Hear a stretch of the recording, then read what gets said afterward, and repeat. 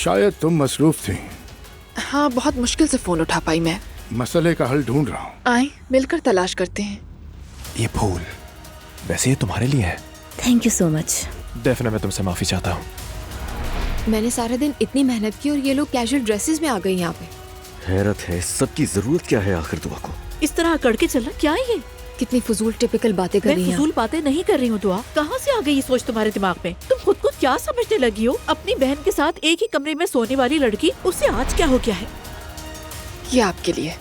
ये तो खूबसूरत है बहुत। ये शमोइल फरिश्ता है। ये फरिश्ता रिश्तों में रहनुमाई करता है। वैसे आज रात मेरा एक प्रोग्राम है, मतलब कि अब हम कल ही मिलेंगे। अजलान तुम ठीक हो ना? हाँ हाँ सुन रहा हूँ मैं। लगता है मेरी बातों से बोर होना शुरू हो गए हो तुम अब।